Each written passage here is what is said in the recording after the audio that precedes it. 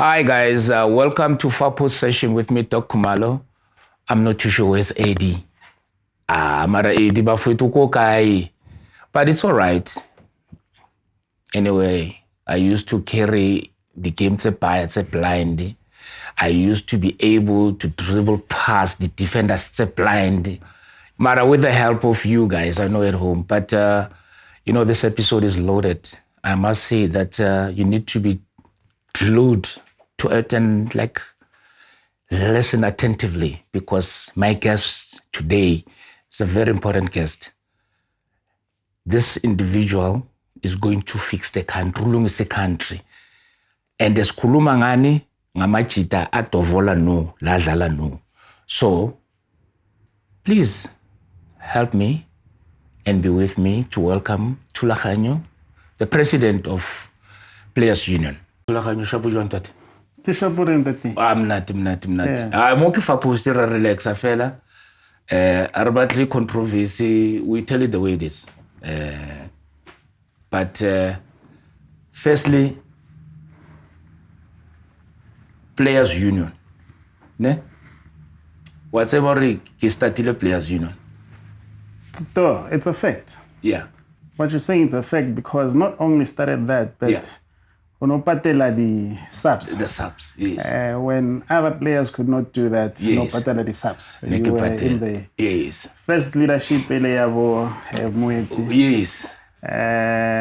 The Julius Sono. Yes, Julius Sono. Yes. Bo Pizzo. Yes.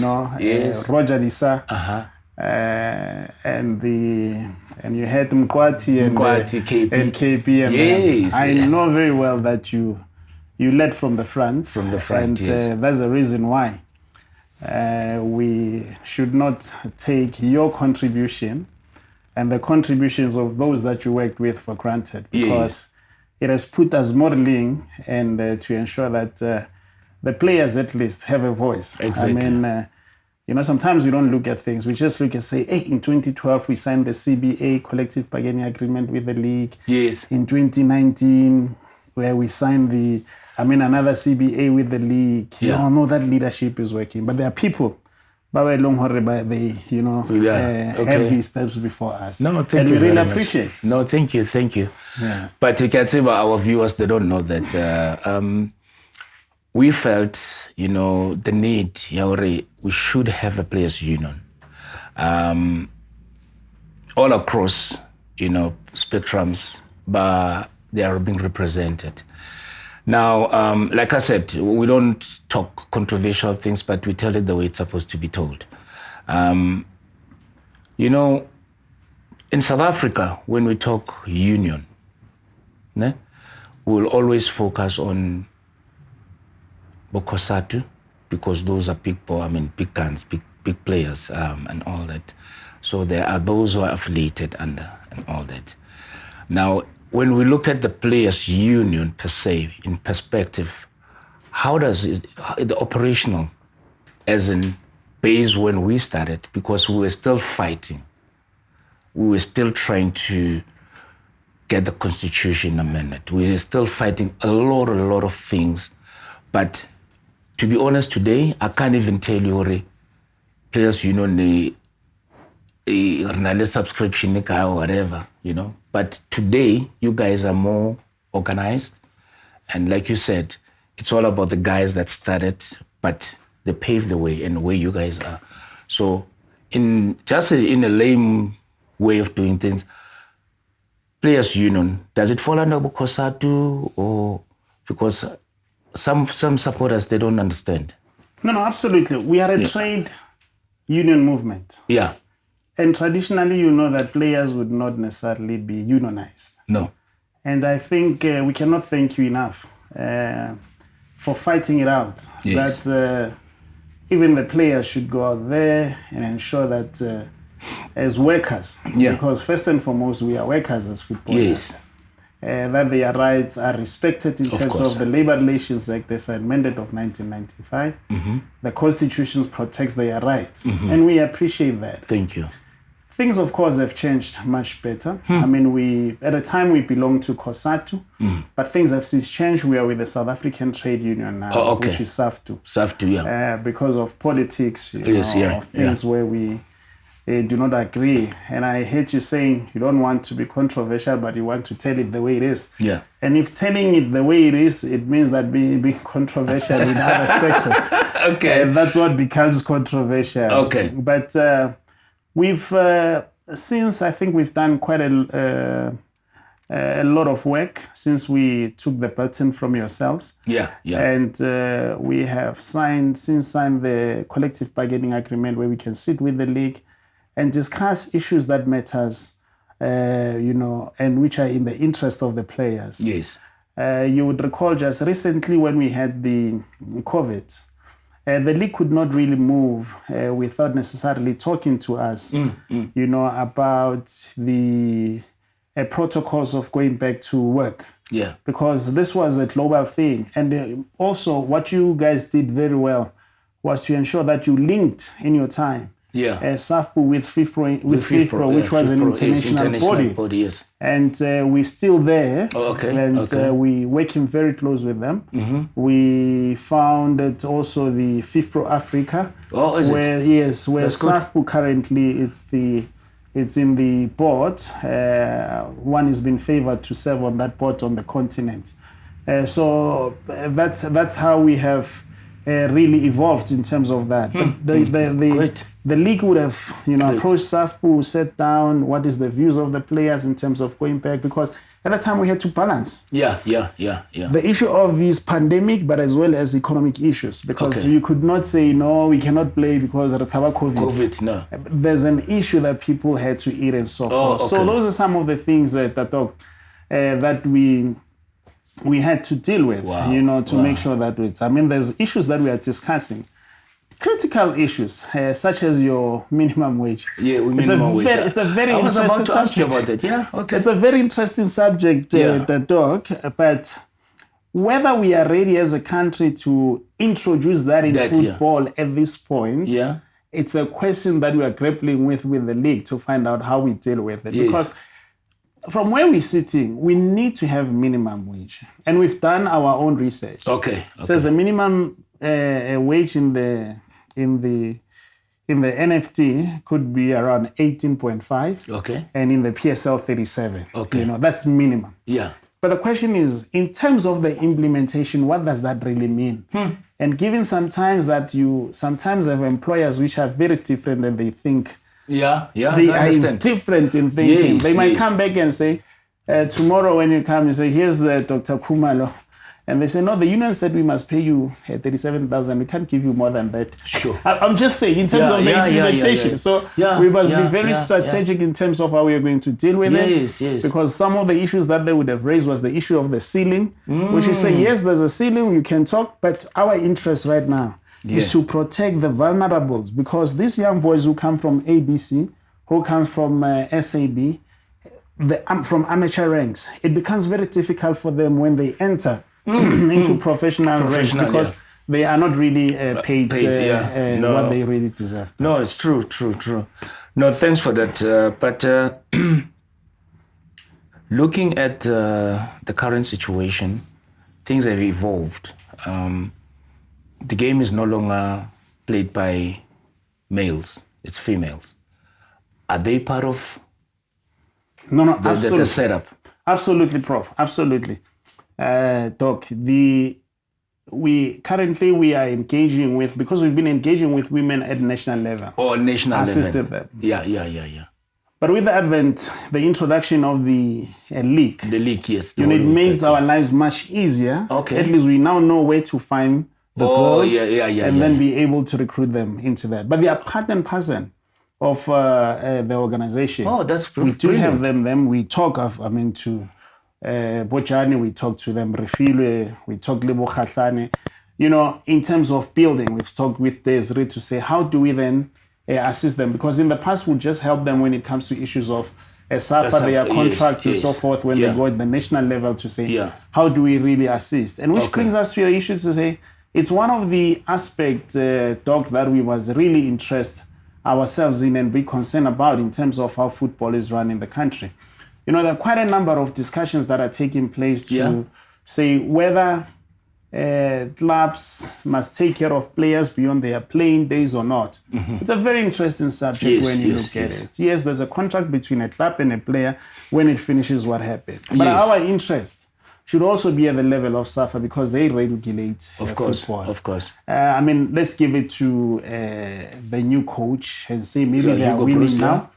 He's winning, it's okay. But are systems in place, Doc, that will enable that there's continuity? You know, when you guys won in '96 and everything fell apart and it was bound to fail because there were no systems that were going to give us what we want. Currently in this country, we don't have a technical director. No, we don't. But we're not talking about those issues because Bafana is winning.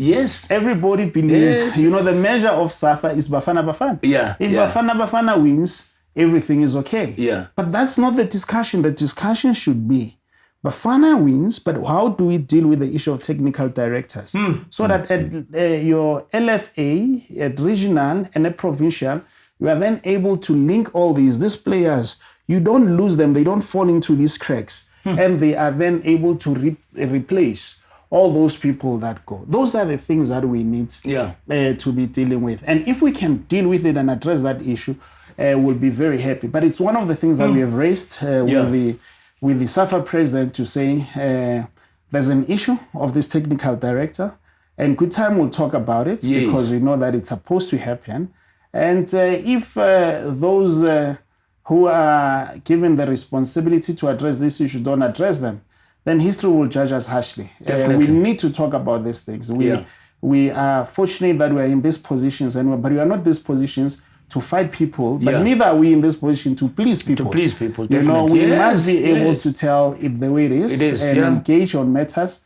And it's nothing personal, but it's about the future of football. We've got kids, you know, that are going to play football. The question is, when those that are in charge right now, be at the Safa level, when they leave, what are they going to leave us? And we must concern ourselves as an organization. Well said.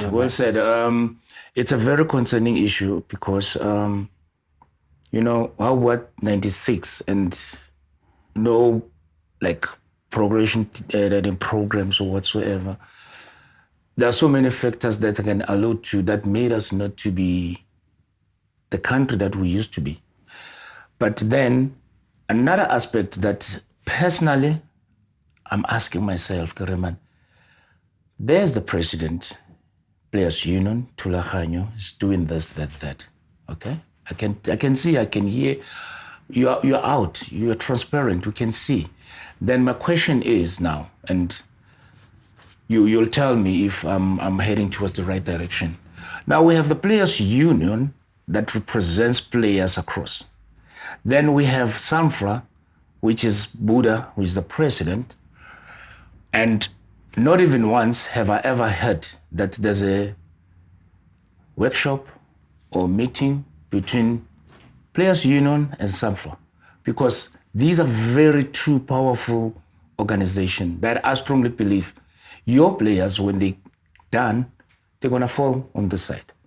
But what are the measures in terms of assuring every stakeholder that, look, we are on the same level in terms of continuity? You guys took from where we started. You moved with the organization. Now the organization is there. How is it important for you guys to have that relation with Safa? No, you are raising a very important point. And I can tell you that may his soul rest in peace, Phil Masinga, before he passed on. We used to work very close with them, including Buddha as well. You know, in terms of the projects and the things that we want to do together. You are quite correct in that we have not really done justice, though, when it comes to meeting and agreeing in terms of the program to say, this is the program between these two organizations. But I can tell you that we have raised this issue. I've spoken with him, Buddha, as well, on the matters of the technical director. And I think we do agree. You know that Buddha is a member of the technical committee. Yes, I know. You know, to say what are the issues and what is it that we need to do. But fundamentally, so Doc, I really agree that the two organizations must begin to work together. And be able to say what are the things that cut across, but how do we then change, the landscape, in terms of football going forward. And I think that discussion is overdue. Will ensure that we, of course, take it forward and ensure that everything, it is the way it is supposed to be. Because if we don't do that, we are going to end up with a very, very serious challenge where we don't know, organization will just mushroom. But unfortunately, there is not, everybody complains that no, the clubs are not doing this and that. But we are talking about brands here. We're talking about people who have played the game. Of course. And those people, they need to begin to be branded properly and say, how do we then bring everybody under that one umbrella in ensuring that, there's football going forward. We've engaged with for an example, with government on the issues of school sport. Of course. We had said, look, one of the things that we need to do fundamentally is that footballers, what they know is playing football. And they can impart knowledge. And when I say what they know is playing football, I don't mean that they cannot be leaders, by the way. Of course. That must not be misunderstood. We have George Wares, we've got... of course, there's so many of them. There's so many. We've got Eto right now who's running for this, we've got so and so. But the challenge that we are faced and are faced by players, and which must really have the discussion, it revolves around the issues also of the resources. Probably where you sit in top, you might want to have a club, or Thulaganyo wants to buy a club, or somebody who retires wants to have a club, but they might not have the resources to really be able to do all those particular things. But that doesn't make us dumb people, doesn't mean that we cannot have the clubs, but we may not have it because we are unable. Now, that therefore makes it difficult for you to go into the structures of Safa and so forth. But we further continue on advising, also even through this structure, that's what we can do. To say, legends, let us participate at LFAs. Because if we participate at LFAs, we might then get an opportunity to be, seconded into those positions so that we are able to influence. It's only in football, in sports, by the way, where you have the National Executive Committee, which is comprised by everybody but footballers. When you have everybody in there, those people would not have played football. But what other circumstances? Yes, they are good because they are giving us the money and they paying the players. But when it comes to decisions, playing football, laws of the game and so forth, all that non-footballers are making, I know. when you put it loosely, non-footballers are making laws for footballers and so forth. But I think all of us, we really need to get down to basics and say, what are the things that we really need to do? What the players, current players, for an example, they need to take advantage, of the programs that Safa is giving them, like your bursaries. When you have a bursary, you need to study and prepare for life after this. Because we can't be talking also and we must be critical to ourselves sometimes. We can't be talking about taking over the game when we don't empower ourselves. We need to take and empower ourselves to the extent that there are opportunities. Let's go out there and empower ourselves. Of course.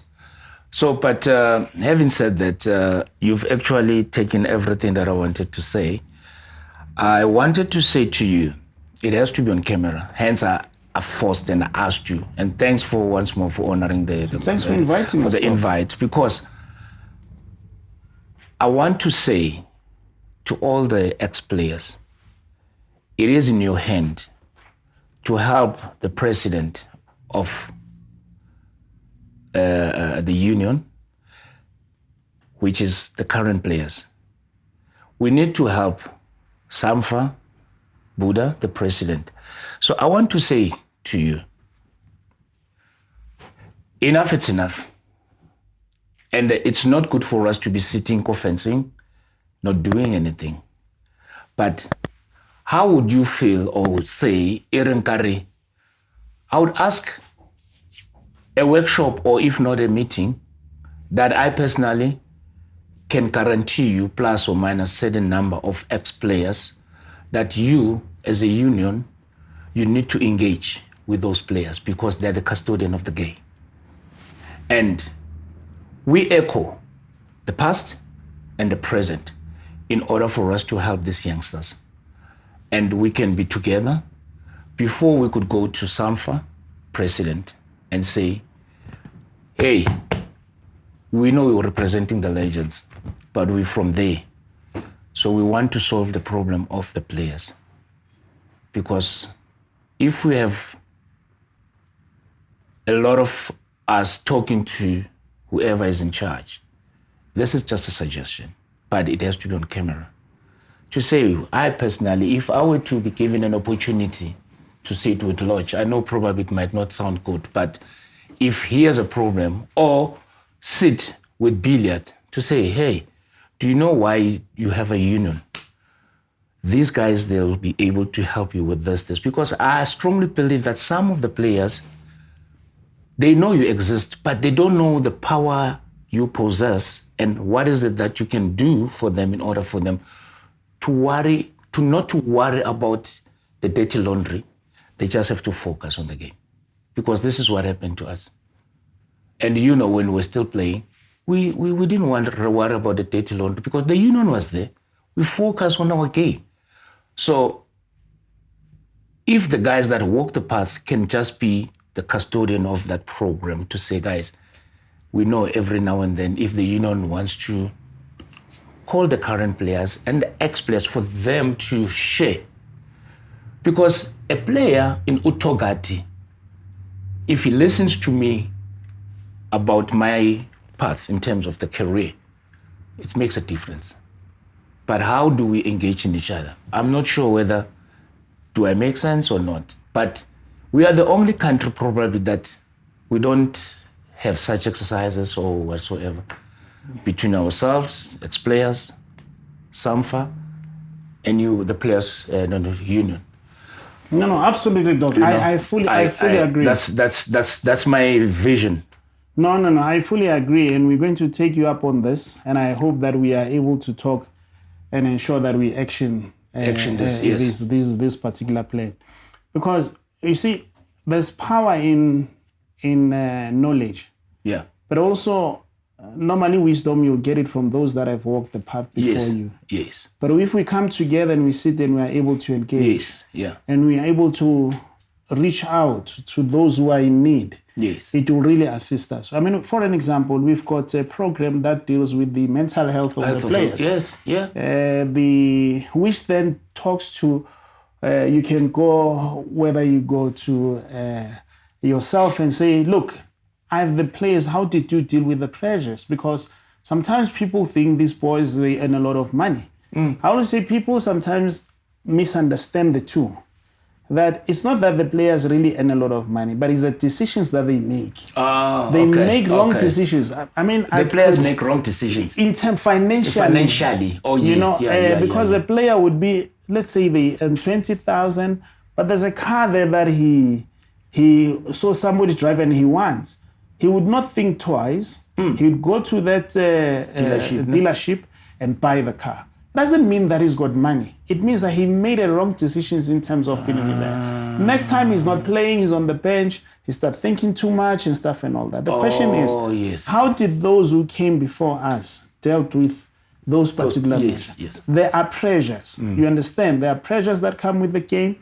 There are pressures that do this and that. But if we are united, we will then be able to do that. So that's what I'm saying. We'll then be able to take you up on those issues to say, how do we deal with it? But also when we are united, even as current players, we are then able to demand better. I mean, when you look in 2012, Spain went on strike.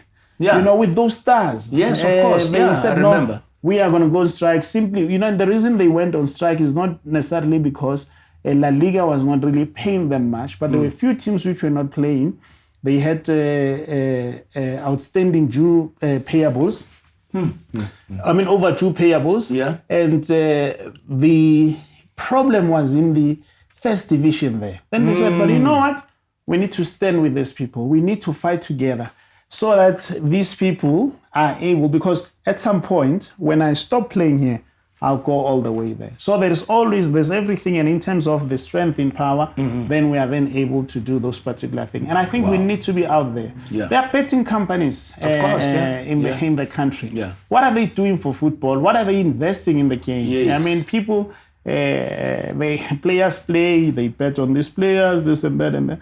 But how are they really contributing to the game? We started engaging some of them to say, look, this is what you can do for the players. You cannot just come and use the name of the players. But the problem, Doc, that I see in our space again, it's around the government.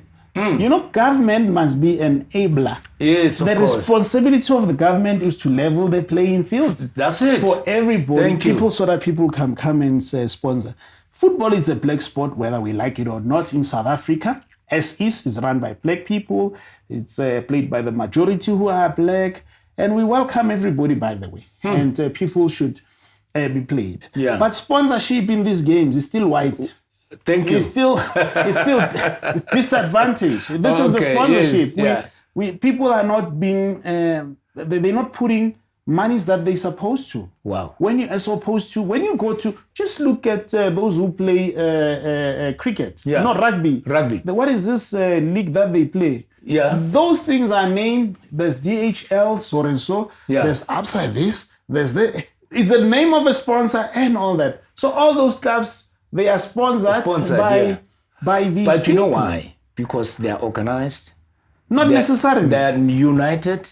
Oh, and they take this game very seriously. But now, because of time, I still have to get... It's a topic that we must have talked. I still have to get to a verse, please. I must have this discussion. But I just want to be on camera. I'm going to insinuate what I've said.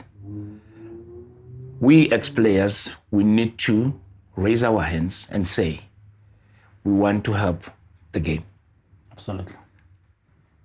And I'm going to tell the guys, to say, guys, if Thulaganyo makes a mistake there, we are the first one. We are saying, mind my language. This. But we don't know, Guti, why are you doing that? Why are the players are doing this? But I need a part two of this, because I know my viewers will be waiting for it. And thank you very much for honoring us. It was a mouth-watering interview, and I've been waiting for this moment. It's here. You heard it, Bafwethu. Silungisa country manje. Ngoba we're tired. Ukuthi sithi 96 that, 96 that. When are we gonna say 22 that? Yes, Hugo Bruce. Ulungisa country. Ufaka abafana abancane. Are we there for them or not? But if you are a South African, you'll understand what I'm saying. Thank you very much. Thank you very much for inviting us. Looking forward to the next thing to talk about Vision 2020, about government stakeholders, about the league, about Safa, and all that. So that we don't want to be controversial, but we want to tell the truth. Thank you. So, thanks, my brother. Thank you. Thank you.